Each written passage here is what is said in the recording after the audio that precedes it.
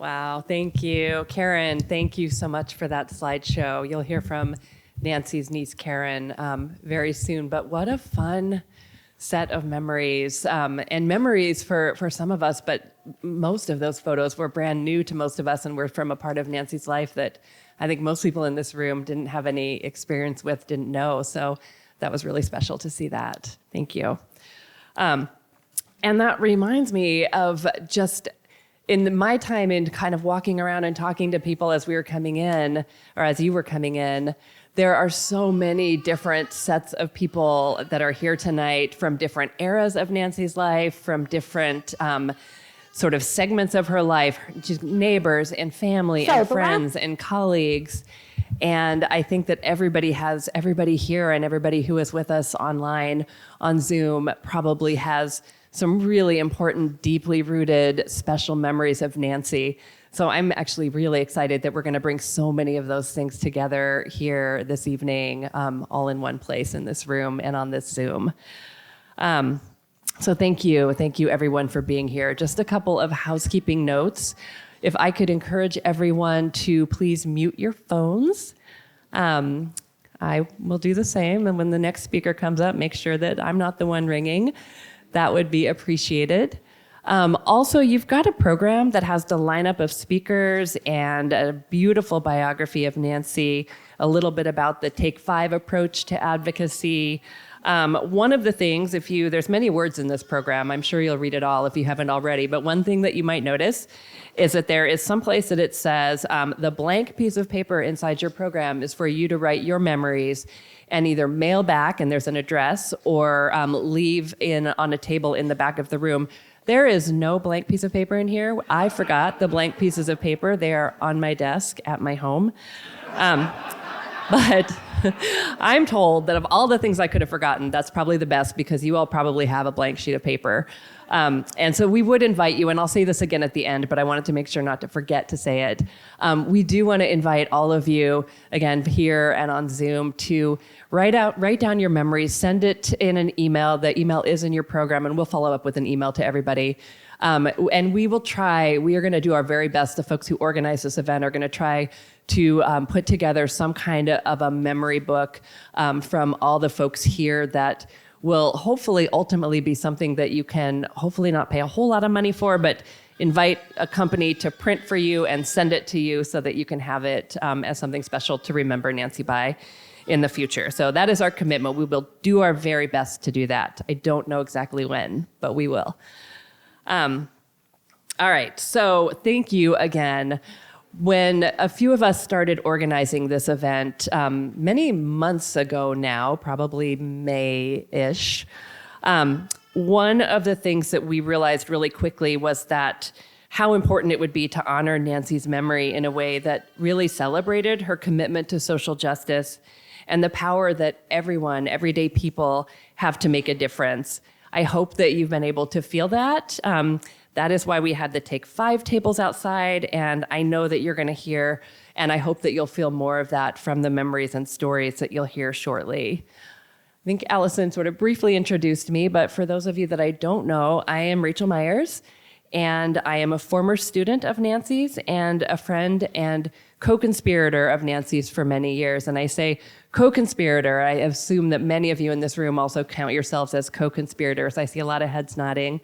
Of Nancy. It's one of the things that I remember when I was thinking about what was sticking up to me in thinking about Nancy was that over the last maybe 10 years or so, when I would see her, every time I saw her, she was testing something out. She was like, I have an idea, and I want to know what you think of it. And she really did want to know. And sometimes they were a little harebrained.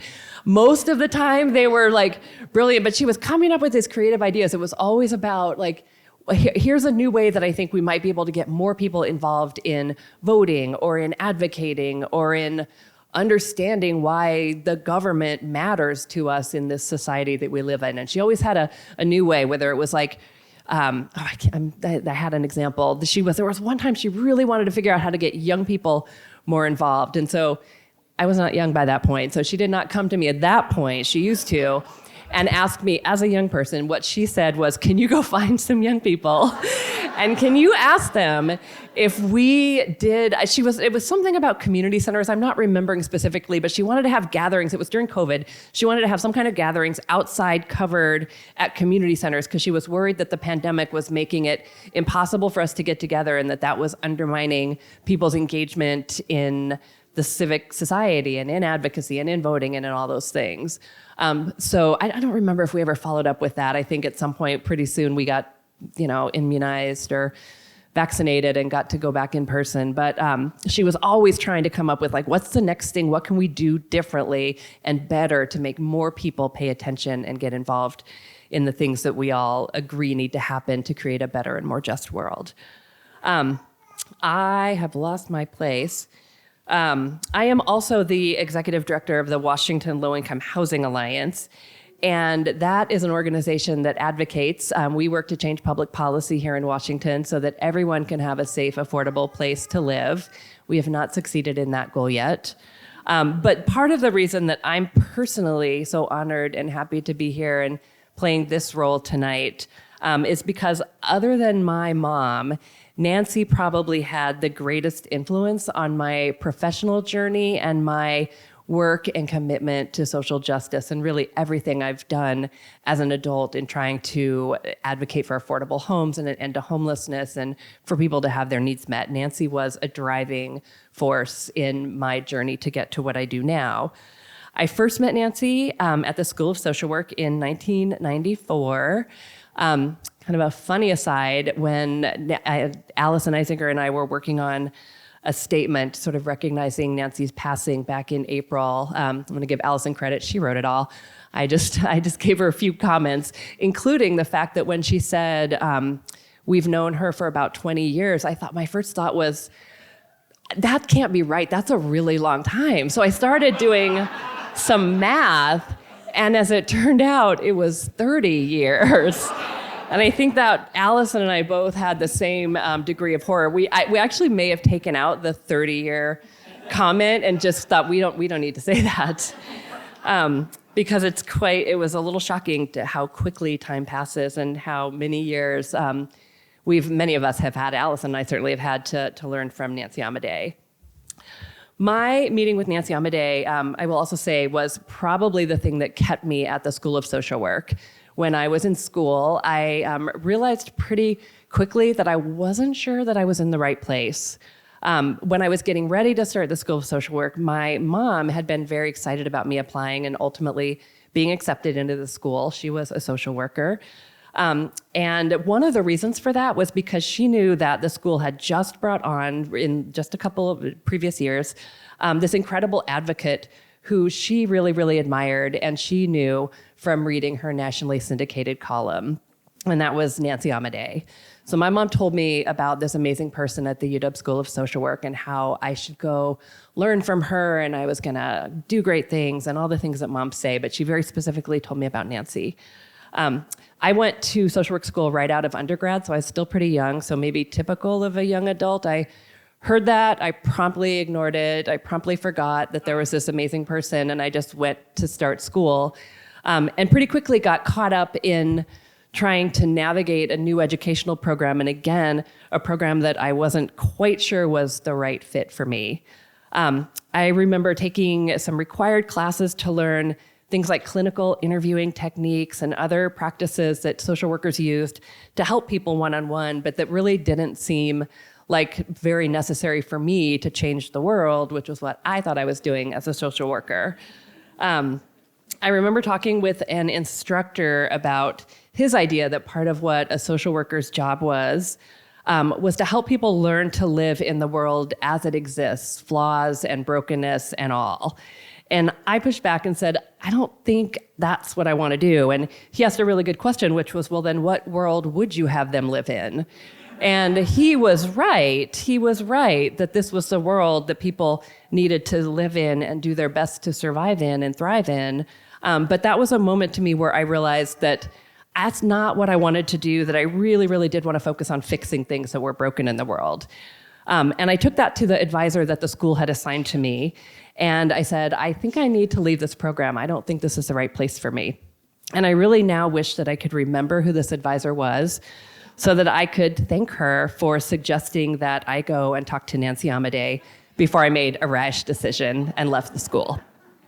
Because I did that, and that changed everything for me, and it started what became the next 30 years of my social justice work, was connecting with Nancy. There were so many projects in the School of Social Work that we did together, organizing to allow homeless young people to use showers in the basement, organizing to provide training to volunteers who were staffing unlicensed youth shelters in churches. And I say unlicensed like it seems like a bad thing. And also the state was not doing anything to provide shelter for these young people. The churches in the U District were doing that. So we did a lot of things like that, and it was all sort of with Nancy's encouragement and engagement and inspiration. So I realized that my mom was right. She knew my passion for social justice because she inspired it in me. She inspired my passion and that of my sister, who I believe is watching this on Zoom right now. My mom knew that one of the best reasons for me to study social work at the UW was to meet and learn from Nancy Amidei. I don't think Nancy and my mom ever met, and my mom died several years after I finished the M.S.W program. But one of my most personally meaningful memories of Nancy was when she pulled me aside right after a big event that we held and told me that my mom would be so proud. And I knew that was the line that was going to make me choke up a little bit. I think that event actually was the event the year after, in 2015, we gave Nancy a Lifetime Advocacy Award. We convinced her to accept such a Lifetime Advocacy Award by telling her that the next year and every year thereafter, we would be giving out a Nancy Amidei Movement Builder Award. And we did that in 2016, and I believe that was the year that she said that to me. And we have given out a number of Nancy Amidei Movement Builder Awards at least one each year since then, to recognize someone who is not just advocating for their community and the needs in their community, but is also bringing other people in and bringing other people along with them. And I want to recognize that we have someone in the room today, Matthew Anderson. You can wave if you'd like. You do not have to. I don't want to put you on the spot. Who was our first ever Nancy Amidei Movement Builder Award winner. Thank you, Matthew. So you will hear from many more folks this evening about Nancy's advocacy, inspiration, and probably the way she personally impacted them. This is the way she personally impacted me. I hope other people will share those experiences as well. I think that I am not unique at all in saying that I learned from Nancy that advocacy really does just mean speaking up, and that anyone can do it. That you don't have to be a policy expert to be able to make a difference. You just have to share your experience and share what your community needs, and do that with integrity and passion and belief. That advocacy can be fun and community building and joyful. I think the most important thing that I learned from Nancy is how to bring others in and how to make advocacy and public policy accessible to anyone who wants to make the world a more just place. And for that lesson especially, I will forever be grateful to one of my best teachers and mentors, the amazing Nancy Amidei. And with that, one more piece of housekeeping. When we are done with our speaking program, we are going to take 15 to 20 minutes and invite people in the room to share stories or memories that you have of Nancy. So I'm telling you that now to encourage you to think really hard about how to keep that to 1 or 2 minutes, to honor Nancy's belief that every voice should be heard.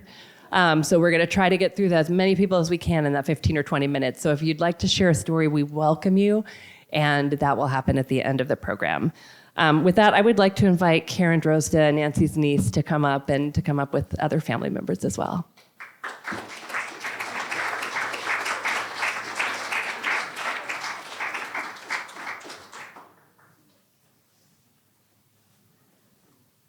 Okay, so this is, let me get there. I guess I need to be here. So I just wanted to explain, these are the family members, not the ones who love Nancy the most, but the ones who were able to come here. There's a lot of other family members, some who are on Zoom right now, and who's here right now is Nancy's sister, Margaret, her older sister, if I might mention. Okay? And her daughter, Alison. Margaret's daughter, Alison. Dead. And then Nancy's other sister, Barbara, was the oldest of the three girls, and Sue, Cindy, and I are her daughters, Barbara's daughters. And that, I don't think we need all this clapping. Thank you anyway. And that's my husband, Ken, who's bravely standing up with us.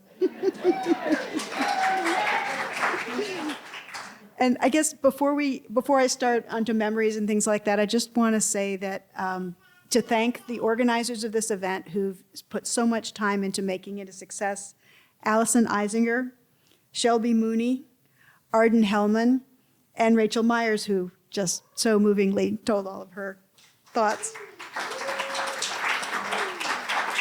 I had a great time putting together that slideshow, I have to say. It was like going through all of Nancy's photographs and finding the ones that expressed all of her joy and her energy, and it was really fun. I'm glad to share that with you. And I have to say that when we were talking about a memorial, I really did not imagine this many people. I was like, I think as Nancy's family, none of us realized how famous she was. She was wonderful to us, but we just didn't realize how much she had meant to the rest of the world. So it's great to hear all of your thoughts. It's actually a bit overwhelming, all of this, but wonderful. I think one of Nancy's superpowers was her ability to connect with just about anybody. I saw her, when we would spend time together, she could, just any stranger on the street, but particularly with children. And she would, one of the things I remember is she would, on the street, in a cafe, on a bus, she would just spontaneously start playing peekaboo with a baby, a stranger's baby, and she would go on and on. She seemed to have unlimited energy for entertaining this child as long as it was responding. And as we were growing up, it was wonderful to have somebody like that who really cared about us and met us on our level. And she read us books. She showed us things. She was always excited about new things. She taught us about our Italian heritage. She taught us how to make a rebus. She read aloud to us dramatically and with a different voice for each character. In 1965, when she went to Nigeria in the Peace Corps, she sent us toys made from broom straw and rawhide, things that the children in Africa would have had. It was her way of trying to open us up to the different cultures through the toys that we could relate to.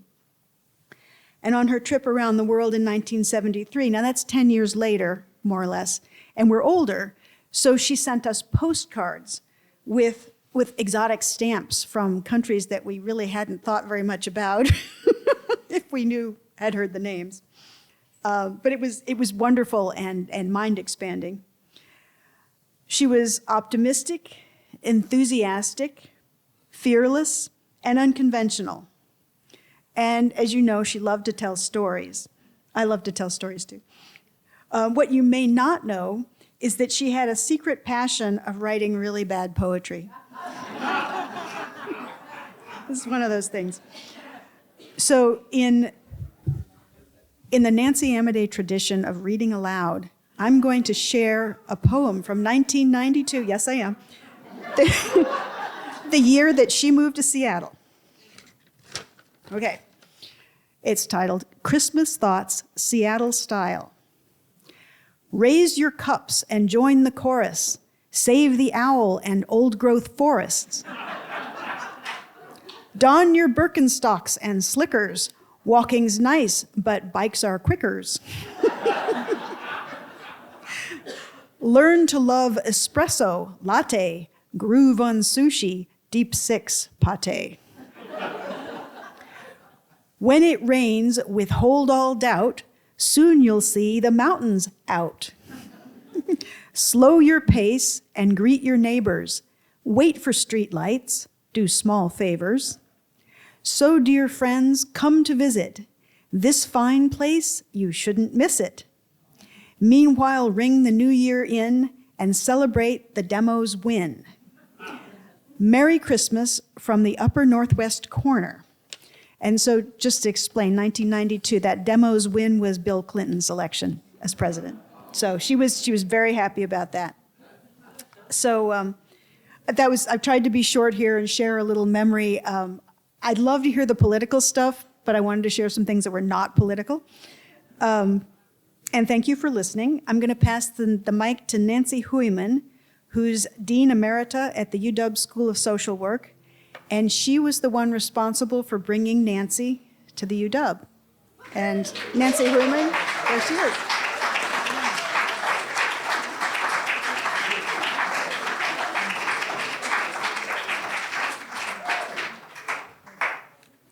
That is my claim to fame.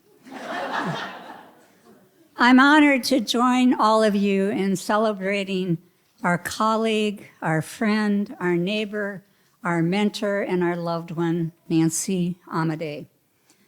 And as already mentioned, in 1992, I made what I consider one of my best decisions, and that was to recruit and hire Nancy to the UW School of Social Work. But this at times seemed like a nearly impossible task. I first had to convince a reluctant Nancy to leave the policy action of DC for a lower paid faculty position in rainy Seattle. And I enjoyed hearing that poem that she had gotten into the rain very quickly. And then I had to convince some of our faculty who preferred that we hire only PhD candidates and researchers. But not surprisingly, it did not take Nancy long, through her activism, her energetic teaching and writing, and her relentless enthusiasm. It didn't take her long to convince skeptical colleagues that she could make policy come alive for students. Even for those students, I agree.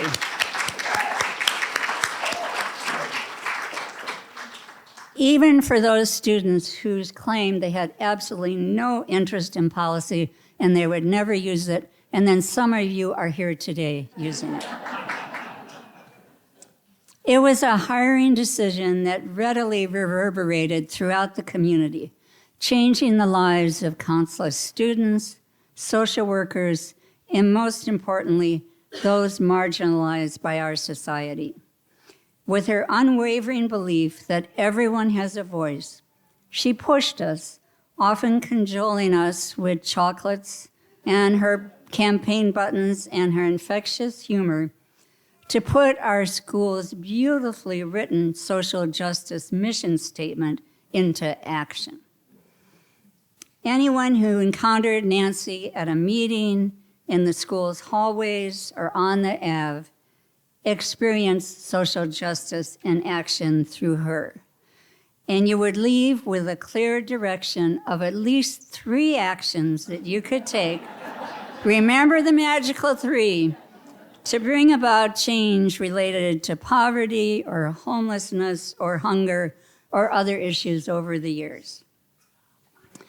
Nancy could even convince the UW Board of Deans, a rather staid and suited and tied group of primarily men and not prone to social action, to support the U District Partnership for Youth, for those youth facing homelessness. Leaving that meeting with Nancy, I realized that she could persuade anyone to participate in advancing social justice. And many of you here took her course on civic engagement or Advocacy 101. Annually, Nancy engaged faculty, staff, and students in political activism through the legislative process. And she taught us to always carry a brightly covered folder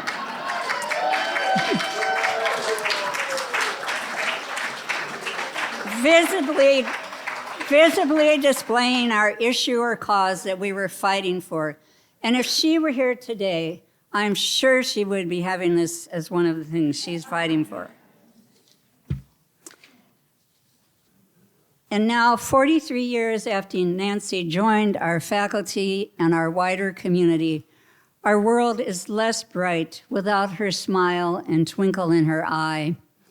Her deep compassion, authenticity, and passion, her strategic policy and organizational skills, and her profound belief that each of us can make a difference.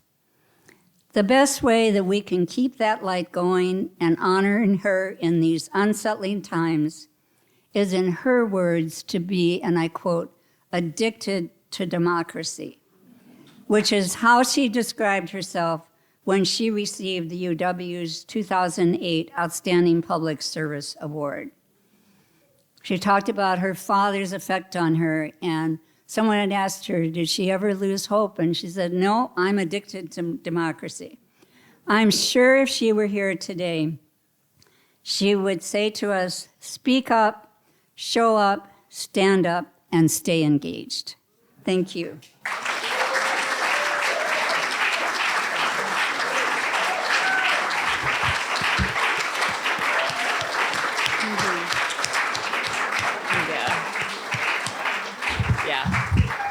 She would absolutely say those things, and that is a good addiction to have. Thank you, Dean Hooyman. I was fortunate that you were the dean when I was in the School of Social Work. That made my time there better. Another good thing, even in an awkward program that didn't quite fit. I had Nancy and I had Dean Hooyman. I also want to recognize that we are joined tonight by the current dean of the UW School of Social Work, Michael Spencer. Michael, are you in the room here? Thank you. Yeah, thank you for being here. Could I also just note, some of you are standing in the back. I know we told you it's a little hard to know how many people are going to come, and when they say they're going to come, they don't always come.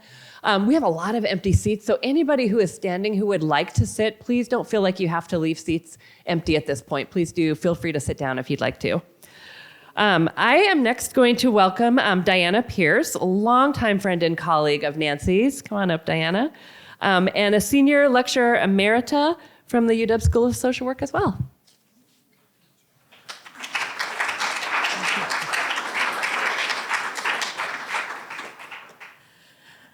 Nancy was always fun, passionate about her causes, even goofy at times. We had great fun celebrating with goofy hats and presents from Archie McPhee, her favorite store. Pickle gum, a glass eyeball, instant underpants. I look forward to our visits and walks. There was always something to talk about. Though she was not a gossiper. We both had our M.S.W degrees from Michigan. We both worked in Washington, D.C., and kept many of those ties going, but also local politics and voting, her garden, her neighbors, especially the kids, who knew her by her banana, including a full-size Halloween costume, if you remember one of the pictures there. I appreciated their office was even messier than mine, until she retired, and then I had to clean up my act. Nancy was always creative in her organizing, as many others have and will describe. I remember that in Utah, she helped organize the second wives around issues they wanted to address, somehow threading the needle of working with those who are illegal. She was very creative with names, such as a group advocating for positive welfare reform that haunted meetings with legislators under the rubric of POUNCE, people opposed to unfair negative characterizations everywhere.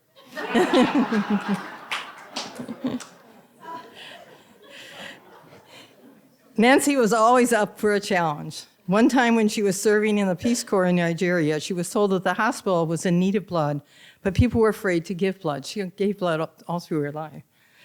So she had them set up a gurney in a public place. I'm not sure where.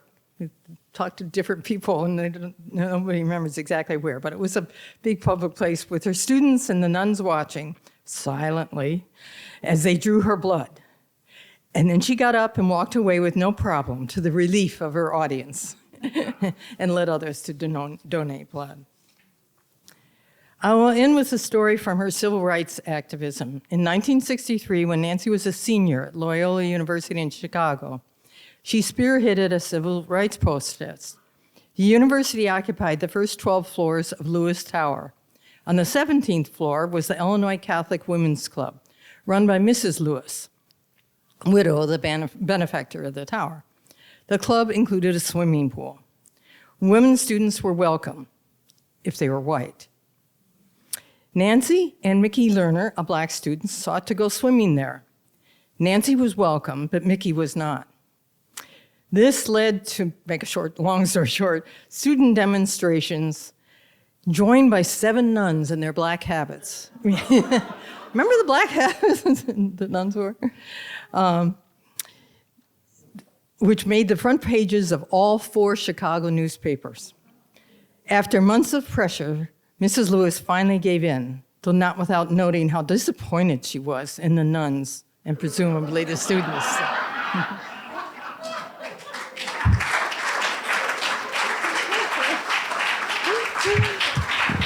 Oh, God. Thank you, Diana.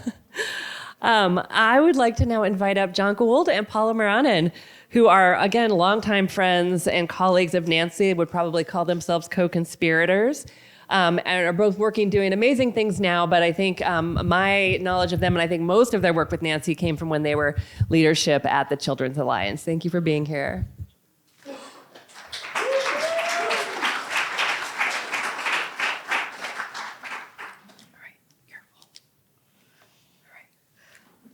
Hi, I'm Paola Maranan. And I'm John Gould. We had the mutual, just a little shorter. We had the mutual pleasure of working together for more than 20 years at Children's Alliance, where we got to advocate for better public policies for Washington's 1.6 million children. And a big part of our work together was trying to figure out how to build advocacy for kids. So in the mid-1990s, we at the Children's Alliance heard about this incredible social work professor who, could you believe it, made advocacy understandable, approachable, and actually kind of fun. She was an advocate to her core, and it seemed she wouldn't rest until all of us understood that advocacy was not only quite doable, but mandatory. Meeting Nancy and partnering with her to do advocacy trainings changed not only the trajectory of the Children's Alliance, it changed mine as well. Nancy helped me find my passion. With her inspiration, my passion moved from navigating side-by-side bill analyses to finding a path from communities to the Capitol. The year was 1996.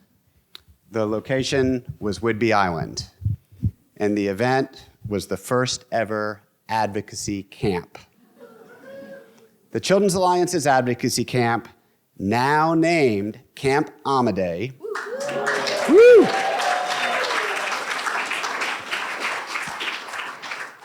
Advocacy Camp holds a special place in our hearts. This annual advocacy training for child and family advocates around the state was where Paula and I got to work with Nancy for over 20 years. And Advocacy Camp and Nancy is where Paula and I first met each other, which led to 2 decades of working together. Meeting Nancy and Paula changed my life, and while I didn't know it at the time, it launched my career in child and family policy. So for many of us here, our advocacy stories start with Nancy or centered around Nancy. They all include Nancy. The story of Advocacy Camp is going to be another one of those stories, and it started with a 60-minute car ride. The 60 minutes were, of course, the time it took us to get from Seattle, back to Seattle from a day in Olympia. My favorite thing to do on those rides was sleep. And Nancy's favorite thing to do on those rides, scheme about advocacy. And so luckily that day, scheming won out. We'd been doing advocacy trainings in different parts of the state. The trainings lasted a couple of hours. We did the basics of how a bill becomes law. They were great, but so many folks left wanting to learn more and do more. So that day we schemed, and then she asked, what if we take people away to the woods for a couple of days and really go deep into advocacy skills? And with that, Advocacy Camp was born.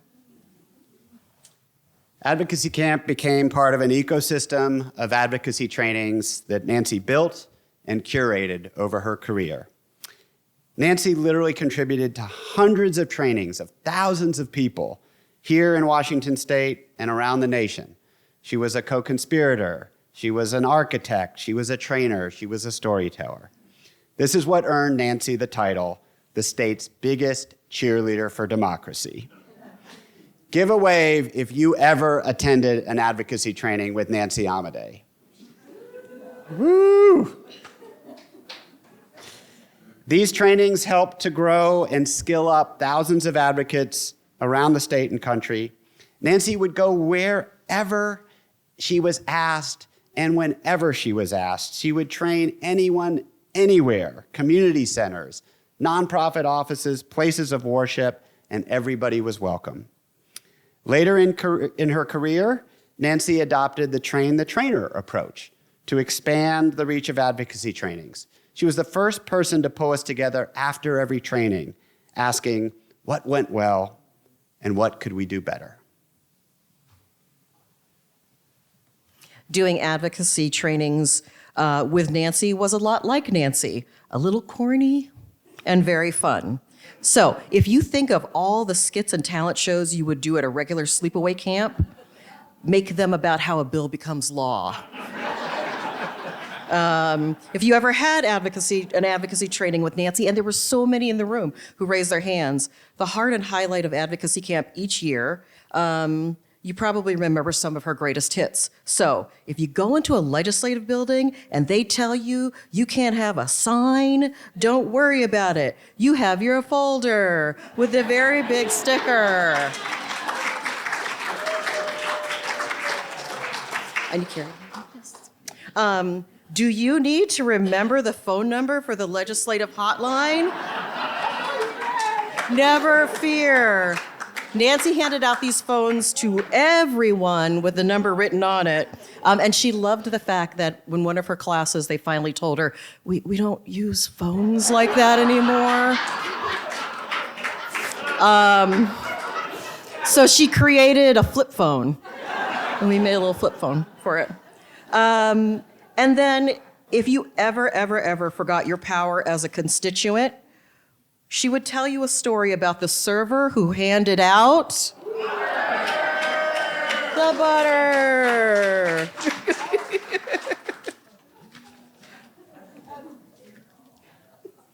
Another of Nancy's unique contributions to advocacy was this book. So You Want to Make a Difference. Or maybe it's So You Want to Make a Difference? This 100-page advocacy manual was first published in 1991. 34 years later, it remains the premier guide to public policy advocacy in the United States. It provides an introduction to civics, followed by the nuts and bolts of public policy advocacy, as well as ways to increase advocacy capacity in community-based organizations. Nancy developed the framework that effective and sustained advocacy rests on a three-legged stool: mobilization, communication, and lobbying. It's timeless. I use Nancy's book in the policy and advocacy course I teach at Seattle University, and in fact, it is the only required text that I require students to get. It's that good.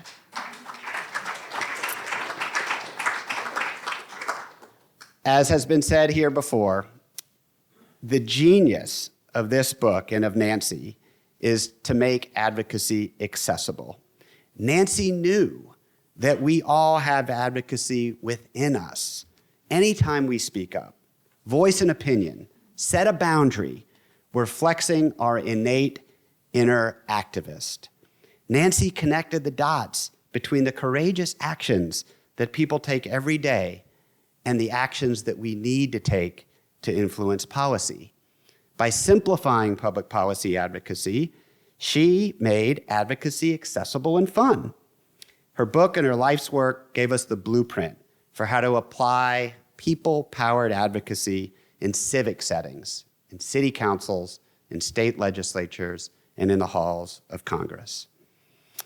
A few years ago, I've been teaching my course for 12 years now, a student in my course commented to me that the book was a bit dated.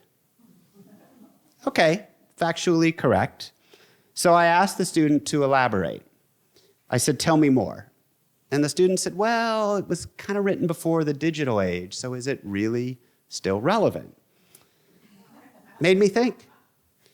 That same year, in the end of course evaluation, multiple students commented that Nancy's book was absolutely essential to their learning in the course. And they elaborated by saying that the book's gift is simplifying and making the process accessible. And they appreciated the tips and techniques for expressions of advocacy. So now 15 years after this book was last published, I continue to use it. And the fact that it's 35 years old has become an opportunity. It's an opportunity for me to give its author credit every time that I begin the course, and to acknowledge that a lot has changed, but to reinforce what hasn't changed, which is that speaking up is the only way that social change will happen. Nancy often said that every organizing effort begins with two goals: win the victory and build the movement. As I say these words, I can see Nancy at the front of the room, using her thumb for win the victory and the forefinger for build the movement. I can recall her telling stories of organizers who beautifully wove together efforts at policy change and at movement building. And Nancy was always crystal clear that we were in a fight, that the opponents of justice and equity were also working to build victories and to win victories and build the movement. I can hear her now telling the story she loved to tell so much. It's the one of Jesse Helms, the former conservative old South senator from North Carolina, on the Senate floor in the late 80s, railing against arts funding, even though he had no chance of immediate success, but he was building the movement. The book is so relevant that my great niece, who graduated from Lincoln High School, was spending last legislative session trying to get a bill passed about high school coaching. And she said, Auntie, you used to do this work. Like, can you tell me how to do it? And I said, hold on for a couple days. And I sent her the book, and it did exactly what John talked about, which is it demystified, it just created this clear pathway. It's been an honor for both of us to share with you all about what Nancy meant to us as advocates. No words can do her and her legacy justice. No words can capture the twinkle in her eye when she talked about our power as constituents. No measurement exists that can convey the growing buzz in a room as she turned the most skeptical and alienated audiences into true believers in the power of our own voices.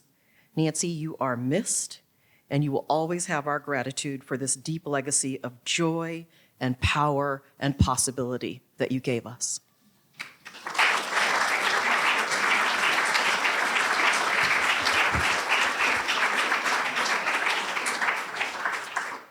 Every year, Nancy was our closing speaker at Advocacy Camp. She was so powerful and so memorable. We wanted the last words spoken to be from Nancy. And her closing was for all of us who worry we can't do enough. Nancy's close was this: the goal isn't necessarily to be a full-time advocate. It's to be a lifelong advocate.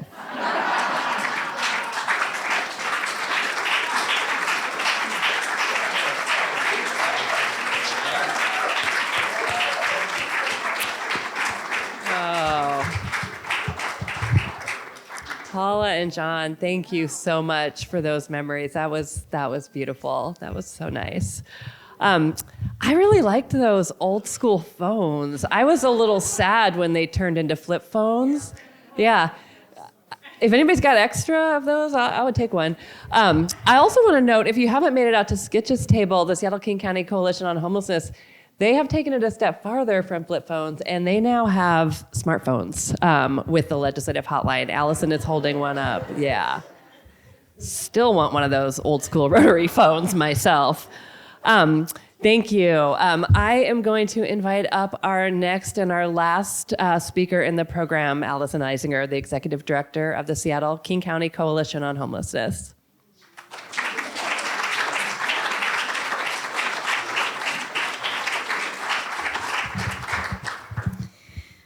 Thank you, Rachel.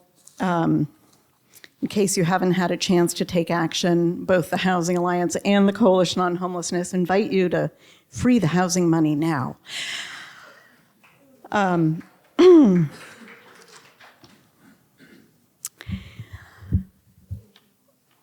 There are 1,000 little things about Nancy that stay in my memory and in my heart. If you forgot something while talking to her, she would chirp, "It'll come back to you," unless it was a lie.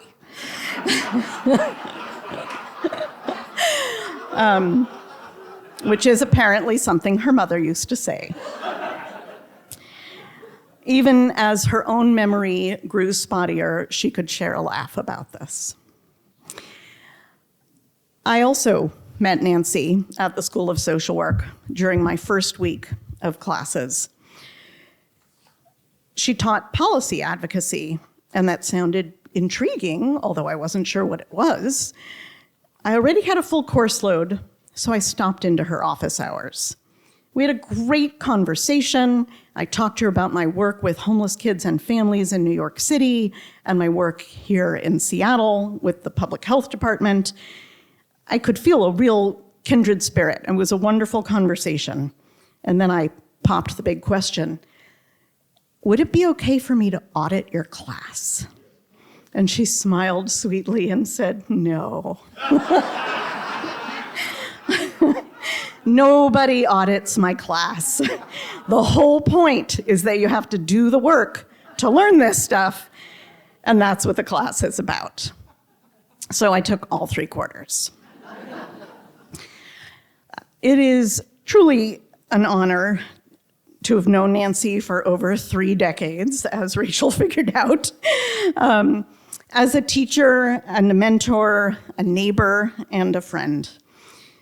She and I, at one point, walked around Green Lake with "Register to Vote Here" signs around our necks. As you can imagine, some of those walks took a long time. Sometimes we sat on her front porch in the summer sun with small glasses of wine, Italian, of course, admiring her passion flower vine and chatting about politics. And also, Nancy would intervene with whoever happened to walk by. Being in Nancy's orbit meant you got to know people of every age and life stage. Babies, toddlers, kids on her block who loved banana, her sidewalk chalk. Thank you to Karen for allowing me to bring her actual sign out there, and thanks to the people who put chalk art up. And Nancy's games and Archie McPhee finger puppet monsters, though we're a big hit with all the kids. You also got to hear about Nancy's friends and colleagues and people of her generation who'd worked on the McGovern campaign, who had helped to shape and fight the war on poverty, who were not fooled for 1 minute about welfare reform.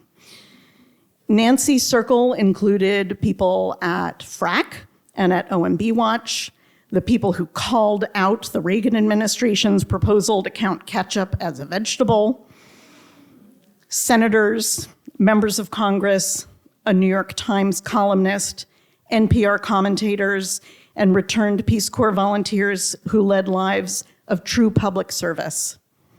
Nancy's circle also included single parents who were raising their kids on below poverty level public benefits, young people who had come up through the foster care system and had some ideas about what to do to make things better for the kids who came behind them. I want to thank everyone who shared stories, and they are wonderful stories. As you RSVP'd for this event, I made a specific decision not to share Dexanne's story, but I sure hope she shares it tonight. We really have a book. It is no exaggeration to say that Nancy taught the basics of how a bill becomes a law to thousands of people throughout her career. How a bill becomes a law, what appropriations means, a little friendly reminder without shame of, the 3 branches of government, capital math, what a pocket veto is, why so many people seem to have learned civics from the school coach at their high school. But she did it with humor and without shame because she wanted to be effective, and she was. Nancy came to teaching like a duck to water. She loved turning people on to advocacy. I once saw her do a striptease. She provided the music to a room filled with tired and skeptical young people who were experiencing homelessness. She unzipped her sweatshirt little by little, slowly, and teased the big reveal, which was her t-shirt that said vote.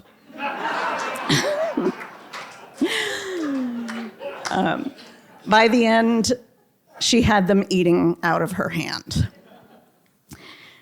But that was one of the sessions that we did together in which she said to me on our way there, I think I'm getting too old for this. You need to be prepared to take over.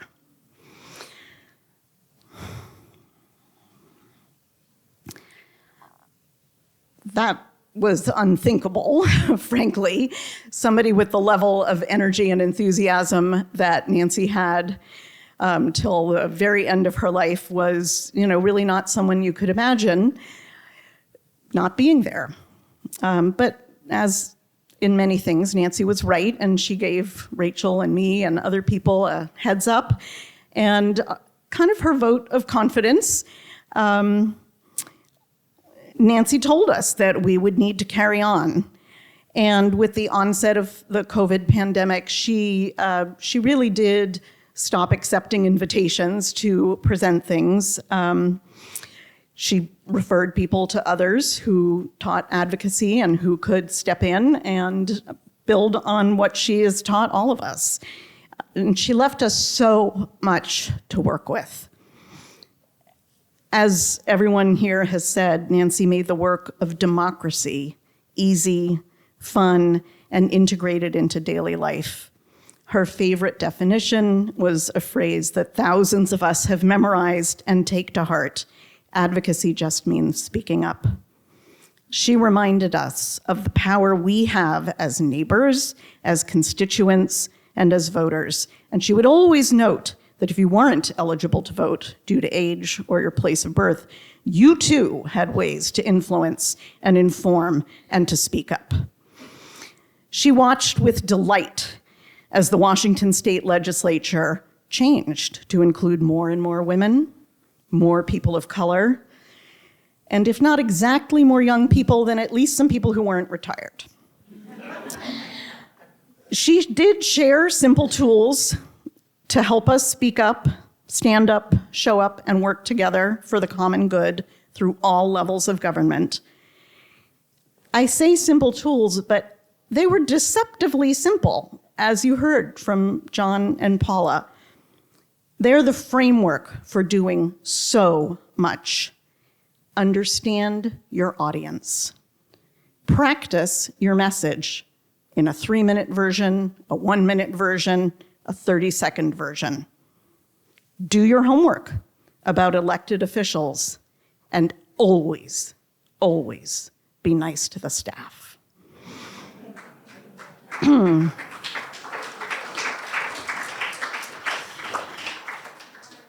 She also taught by doing. Smile sweetly as you get the security guard to let you in. Talk to complete strangers on the bus, in the grocery line, and one favorite that she told me about, at the gynecologist's. She said to me, "Well, you're just lying there staring at the ceiling. You have to have something to talk about."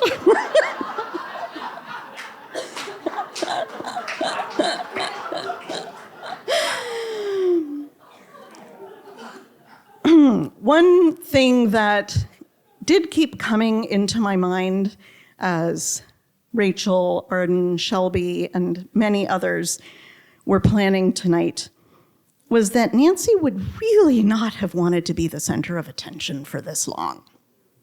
She would have loved to have been in this room with all of us, but she did not want to be the center of attention.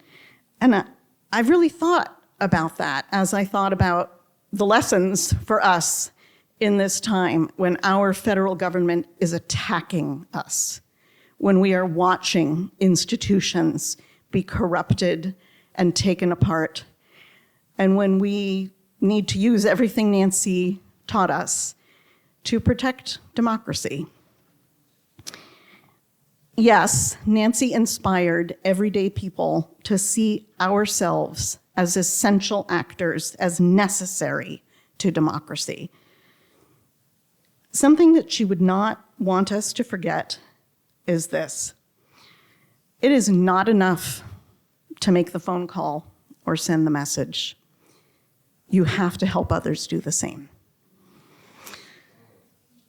She would have loved to be checking out the Take 5 tables, talking, laughing, eating chocolate, conspiring, but she would have wanted us to plot what we were going to do. That's the 1-2 punch. Take action and help others do the same. Nancy wrote, "Advocacy cannot be a rarefied activity carried out by a select few. It is the job of everyone who cares about social justice." That's from an article Nancy wrote called "How to Be an Advocate in Hard Times." As I spent some time with Karen and Ken in Nancy's home going through a lot of papers, I came across this article, which I'd seen in different forms before, and I just seized it and read it. And as we try to stop the wholesale destruction of our democracy, an awful lot rings true. So I'm going to share just a little bit with you. She starts like this. "It may seem arrogant to nominate something as the worst consequence of the disastrous budget and policy decisions of 1981. This was published in 1982. But I have a candidate. It is paralysis. The changes adopted in just 1 year by Congress were so complex and so sweeping that many people who are normally active in working to influence public policy simply gave up. Concerned people all across the country saw programs they had spent their entire professional lives working on disappear in a matter of weeks.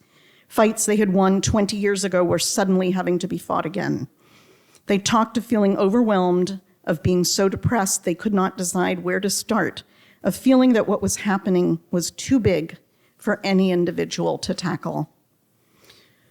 The speed, complexity, and enormity of what had happened paralyzed them. That was understandable," she wrote, "but a year of paralysis is enough. In order to help ourselves get back in gear, I have developed an action plan." A dynamic and adaptable set of strategies. And while Dean Hooyman is correct, Nancy did love 3, she also came in 5s. She goes on to outline her steps. Listen up, because they're all relevant. Number 1, form truth squads. Misinformation that goes unchallenged becomes accepted as fact. Number 2, understand how political power works and use it. Thank you, Senator Patty Murray. Number 3, register voters around budget issues that matter to them. Number 4, form coalitions. And number 5, don't give up. It's not a question. You can clap.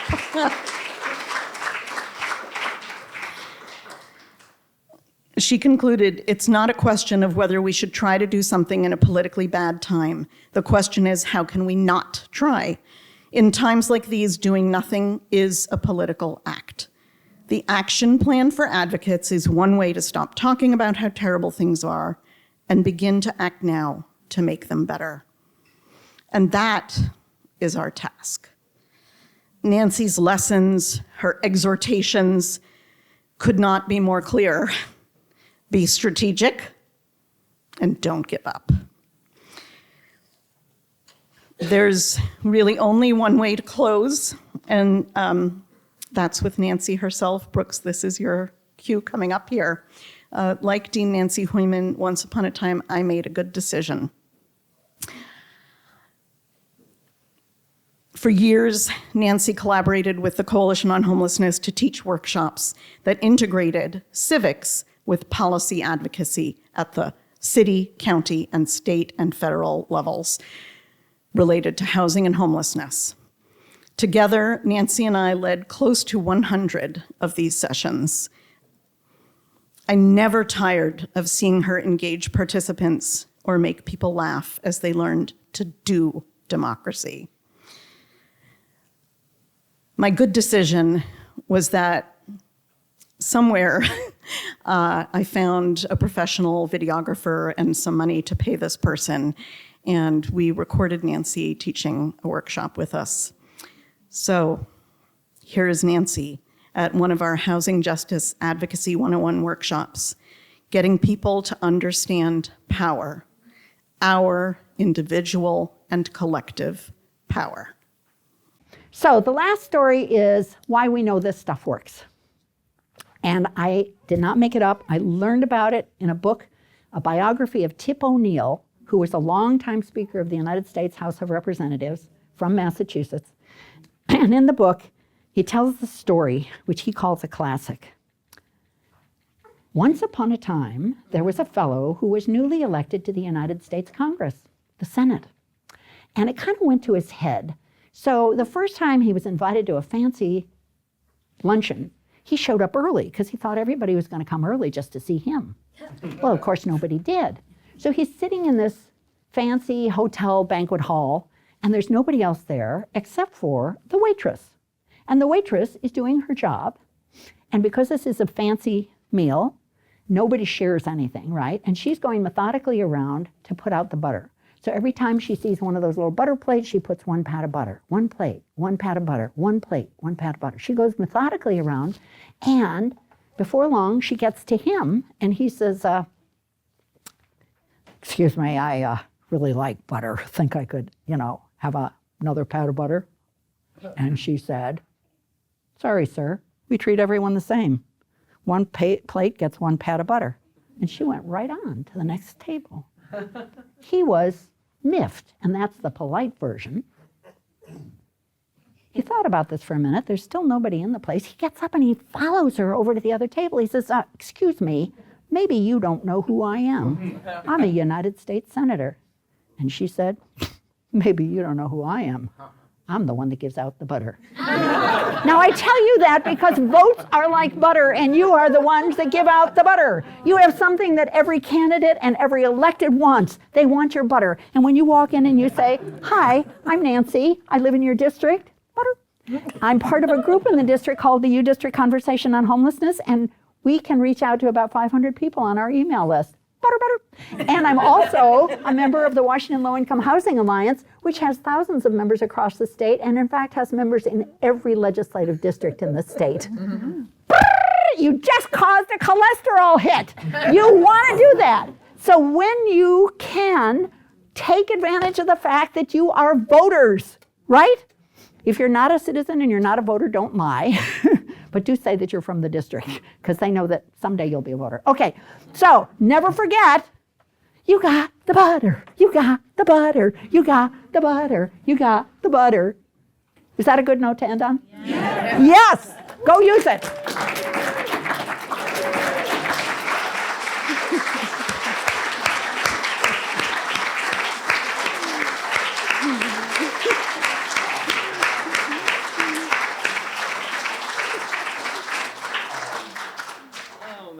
gosh. Thank you, Alison. Thank you. And thank you for making that very wise decision. I will admit that I thought about doing that some years ago and never did. And I am so glad that that story is captured on film. We do have a little bit of time and would love to invite folks who feel moved to share a story. Alison, I did not figure out somebody to run this mic around. If you're up for doing it or if you want to find a volunteer.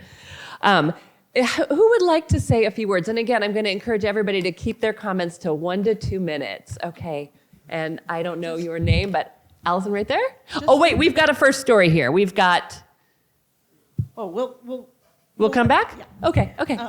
Yes, on the advice of some sage person, we were going to remind you that sometimes you only get 1 or 2 minutes for public comment.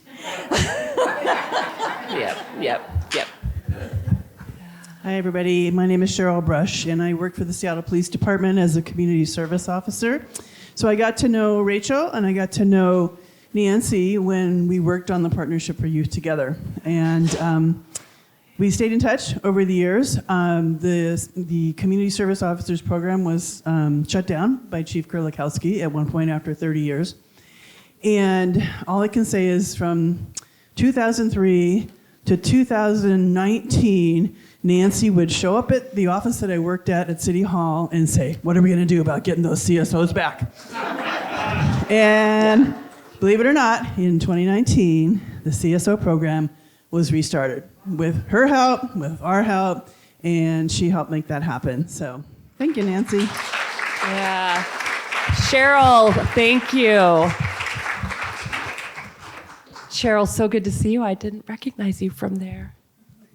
Well, hi, everybody. I'm Lori Lippold, and I just want to share that it was way, way, way back, probably in 86 or 87, that I was an active member of the Social Action Committee of Temple B'nai Torah. And we had heard about Nancy Amidei and thought, we need to bring Nancy out to talk to people at Temple. Some of us were not terribly involved yet with advocacy, but as others have said, how she inspired their career. She came out, she spoke with our committee, she spoke with the congregation, she did a training. I know then there was all the work that then went on to bring her out here to the School of Social Work and challenges around, should we have an advocacy arm at the School of Social Work? I don't know, we're clinicians, we're researchers. And thank you, Dean, for making that happen. So many people who have been touched by her and hearing the stories are amazing. But I was thinking back to the mid-'80s when I first had the great opportunity to meet Nancy. So thank you, and thanks for doing this. It's fantastic.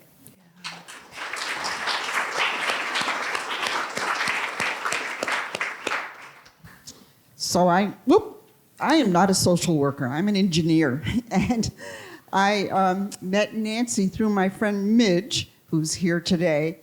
And she said, hey, how'd you like to get up at 6:30 in the morning and go down to Olympia and learn how to lobby? And I'm like, okay. So I did. I went down with Midge and Nancy, and I think it was with the Children's Alliance. And because of that, I ended up becoming the chair of a state board now. I'm a chair of the Public Works Board.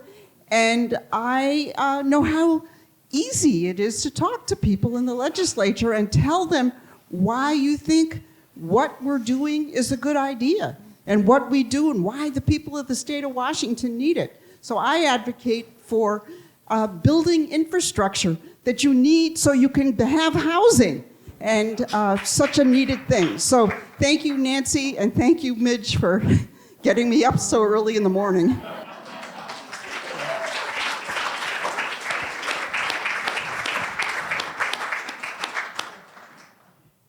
Alison. Hi, everybody. I'm Siobhan, and I had such a good fortune of being a steward of Advocacy Camp for about a decade. First, I was a participant in 1997, and then for about 10 years, with a whole team at Children's Alliance, helped to steward that legacy alongside Nancy. And what a gift to be stewarding someone's imagination through its evolution. And, you know, one of the things that the Children's Alliance did during that time is do really deep work, continuing to bring in folks who were just deeply impacted by how screwed up certain systems are in this world. And people came from all over the state, tiny towns, and people carried their stories like this, just power inside them. And I watched Nancy, who came from her own experience. What a gift to see her family. Thank you for like bringing Nancy here. She used to tell me about her sisters and like many car rides. So it's wonderful. But, you know, I like to possess the ability to be so rooted in exactly who you are, in the exact life experience that you've had, and to see the like spark and power in people whose life experience is wildly different than yours, and create that like welcome and joy and like embrace of that innate power was flummoxing and amazing to watch and so humbling. And I just was sitting here thinking about like all the seeds planted. Like, this room is nothing compared to the like acres of seeds that she planted that are growing in places like we will never be, in towns in Lewiston where there's like 3 moms now that get together and advocate for their kids, right? So just such a joy, so much gratitude to the organizers and to see her family there. And just like, I really feel like nothing but joy and awe listening to her diagnose like neoliberalism and the struggle we're going to be in 40 years later in 1982. But I need that letter. But thank you. Thank you so much. And just so much love to all the love she spread.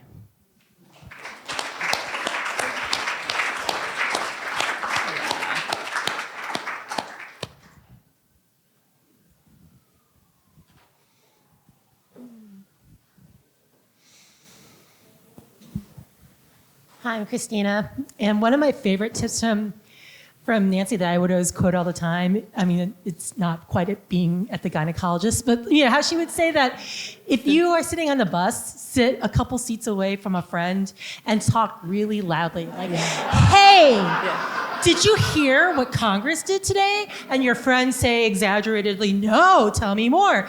And so I just wanted to talk about one time when I actually put that into action. I worked for a statewide food bank at the time, working on anti-hunger policy. This was a coalition partner of mine. She and I both had children who were at the same summer camp program together, and we had been working in a work group about what was one of the many times that SNAP had been threatened to be cut for able-bodied adults without dependents. And she worked for Solid Ground, and so clearly we were both disciples of Nancy, and so we're putting jackets on our kids to get them ready, and she says, hey, what was the latest thing that happened today? And we see a dad who's kind of like looking at us, and I said, oh, you mean with SNAP? And she said, yeah. And like, it was just sort of like silent communication to one another, you know? And I said, yeah, so they proposed raising the upper age cap for being an able-bodied adult without dependent. Tell me what that means, says the other mom. I'm like, well, they're not, like, just because it has the name able-bodied doesn't mean that they don't have a disability that can't be documented. No, I can't believe that. And the dad was like, what? What are they talking about doing? So thank you, Nancy, for not only giving me the tools to do my job professionally, but to instigate that in my personal life as well. Yeah.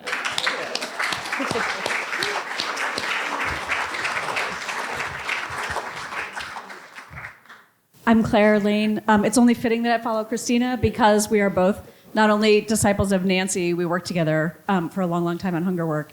And to be in this room and have Paula and John here and Siobhan, and I just want to say, Siobhan, your point of Nancy's ability to talk to people all over. Tonight I got the opportunity to say to someone who had never met Nancy but is here today, that Nancy, she was working for the Senate when they created the WIC program. And he was like, what? I remember going to the grocery store with my mom with the WIC checks and getting our cheese and our milk and our bread. And that's what Nancy has done. She's brought together a room full of people who know exactly what she's created and the people she's brought together and the legacy that we all have an obligation to carry on. So thank you all, especially her family, for giving us Nancy.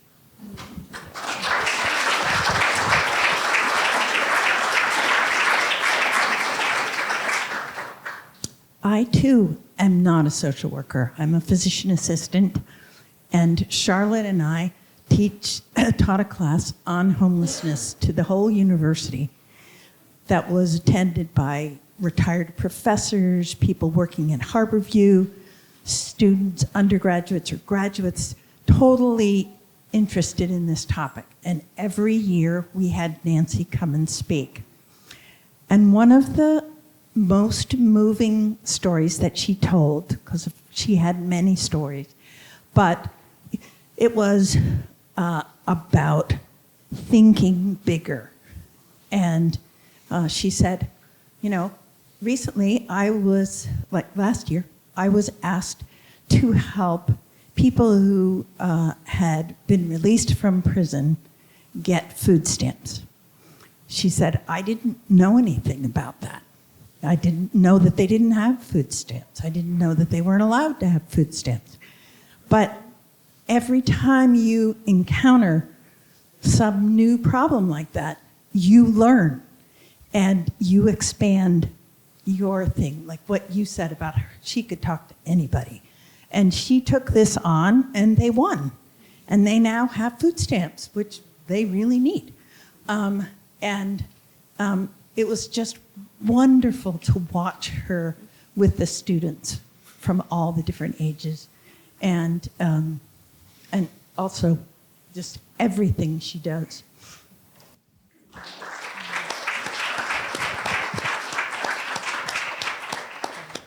Nancy changed my life. I'm Wendy. I teach at the School of Social Work. When I met Nancy, I wasn't a teacher yet. I suffered from terrible public speaking anxiety. Like, I could never pick up a microphone and say anything to anybody. And she made me go to Olympia. And somehow she got me in a car to testify. And I can't tell you what I testified about. I only remember the terror and why had I succumbed to this. Really, I remember nothing about it. I know that, it was something on aging because that was my field, and she wanted me to speak truth to power. And I'm in this room with all these, highfalutin people in my terror, and she goes, come on, you can say something. And I actually did say something. And I have no idea of its impact, but it changed something inside me. She egged me on, and I did it. And I think there's many people in this room whose lives were changed through her, the way she had to just persuade you that you had it in you. So thank you to everyone who's carrying on. Thank you.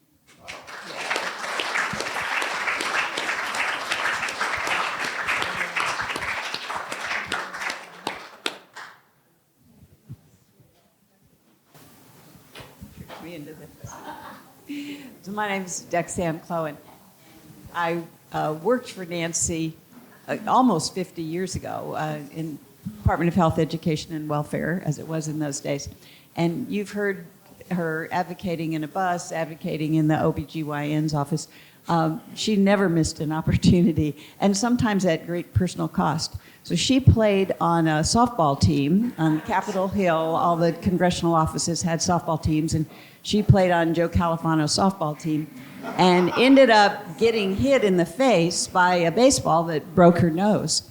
So, Chris Dodd was the perpetrator here. But at any rate, so she had a broken nose. So after the swelling went down and it was time to have the surgery to repair her nose, she goes into the hospital. She's lying on a gurney in the operating suite, no clothes except the hospital gown. And the nurse brings in the papers for her to sign for informed consent, and the nurse leaves. So Nancy, of course, is going through all the fine print on the informed consent document and finds provisions in there that she finds entirely unacceptable. Because in her experience, and that she was aware of, there were times when marginalized women had found themselves coming out of surgery not as whole as they went into surgery because surgeons had taken advantage of agreement that they had made in advance that anything you decide you need to do during the surgery, you can do. So she carefully lined through all the elements of the informed consent document that had been carefully used for years by the hospital's attorneys, signed it and gave it to the nurse. The nurse left and then looked at it and realized it had been altered, which of course was entirely proper. The nurse comes back and says, oh no, you have to sign a clean copy of this. We can't do the surgery. And Nancy proceeds to explain to the nurse all of the evils that have happened in our society based on people foolishly signing these kinds of comprehensive documents. And the nurse is saying, but you know that's not going to happen. And they go back and forth a little bit. Nancy's not budging a bit. And so the nurse leaves to bring the surgeon back. And then they proceed to go around a few times on this. And the nurse is explaining to the surgeon evil things that have happened in the past by people signing this. And the surgeon is going, so you actually think that in the process of me repairing your broken nose that I might sterilize you? Do you think that could... She's like, of course that's not going to happen, but that's not the point. The point is these documents should not exist this way. People should not be required to sign it. And the surgeon's going, I can't operate on somebody who has so little faith in me that you're actually worried that this is going to... She says, no, I'm not at all worried this is going to happen to me, but it could happen to other people. She got up and left. She did not have her surgery. They agreed to disagree. He said, I can't operate under these circumstances, and she said, I can't sign this under these circumstances of other people being at risk. And as far as I know, she never later had the nose repaired. I don't know, she may have. But on that day, she didn't, and she did it at a price. Wow, wow, wow. Thank you for sharing that. All right, I think we have time for one more speaker. Nancy. I told you it was a good story. Thank you, Dexanne. I'll make this quick. My name is Karen Schneider. I was an older student of hers. I took all 3 sessions. And I have a different application of her work. We had to do a project, based on the 3-legged model. So I actually developed the Finney Greenwood Climate Change Action Now out of a project in her class. And so we had a very active organization for about 6 years. Working with the community to cut their carbon footprint, and it evolved into the Citizens Climate Lobby. But that came from a project in her class, which I'm really grateful for. Thank you. Thank you so much. Thank you for sharing those stories. I think we could talk for many more hours about Nancy and share many more stories, and I encourage you to do that, talking with each other. We have a little more time here tonight if you want to stay and mingle a little bit. There's some food. There's some beverages left, and I would love to talk personally and hear more stories about Nancy. Just a quick note, look at the back of your program. You will again see that address where you can mail a handwritten story or a typed out story or whatever kind of story that you might like to share with us to include in some kind of a memory book about Nancy. You can also email it to the address that you've been getting invitations for this from. And there's some ways there to stay involved and stay connected, so I encourage you to do that as well. We are going to move into just showing a few more slides and some fun music from Schoolhouse Rock, I believe, right? But you don't have to sit through this. This isn't necessarily part of the program. It's kind of our outro. You're welcome to get up and start talking and mingling now. Thank you, everyone, for being here. Thank you, Karen, in particular. So good to see everyone.